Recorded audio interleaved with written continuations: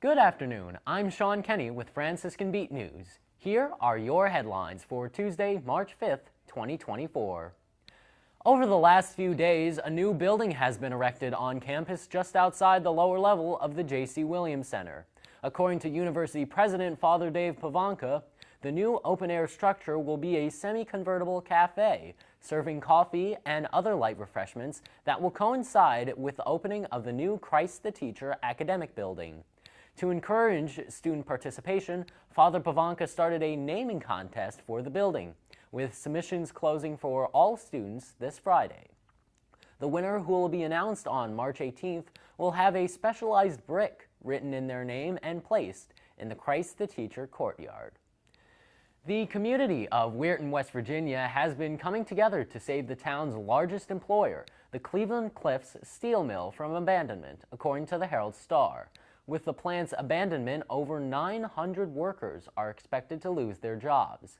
The official announcement was released in January, saying that outsourcing metal from third-world countries like China and Russia would be cheaper than producing it in-house in the USA. A group called the Save Weirton Steel USW rally was put together to fight this decision, saying that, quote, "This is a national security emergency. This is why we all need to come together as a community and fight this together and keep jobs in America," end quote. Even West Virginia Governor Jim Justice pledged to send an economic development task force to Weirton and to the rally's protest at the Millsop Community Center this Saturday. The Supreme Court came to a unanimous decision on Monday that states cannot remove former President Donald Trump from their 2024 ballots, according to LifeSite News.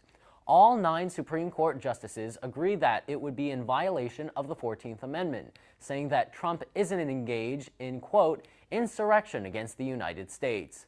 The decision came just before today's Super Tuesday, the biggest day nationwide for primary elections and caucuses before the actual election day in November. According to the Associated Press, this year's election will be a rematch between Trump and current President Joe Biden, as they are currently winning landslides for their respective parties.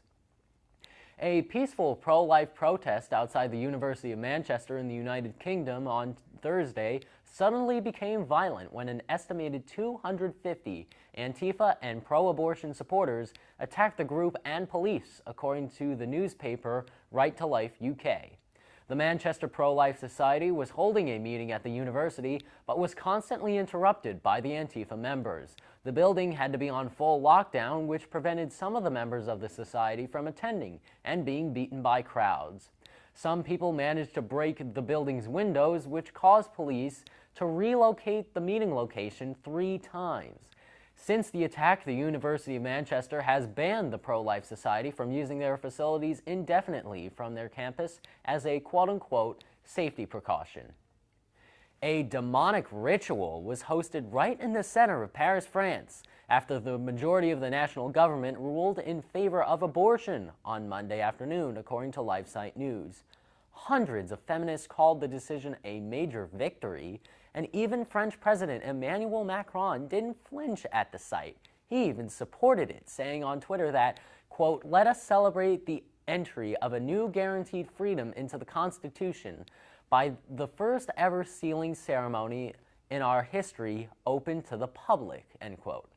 The law is supposed to go into effect this Friday at noon. And now it's time for your weather. Today was partly cloudy with a high of 75. Tonight, expect rain with temperatures of around 56 degrees. Tomorrow will be rainy with a high of 75 yet again. The next few days are going to be overall cloudy, but temps will be dropping to the high 50s by the end of this week. And that about wraps it up for this Franciscan Beat News brief. Thank you all for watching. We will see you tomorrow. Good night, and God bless.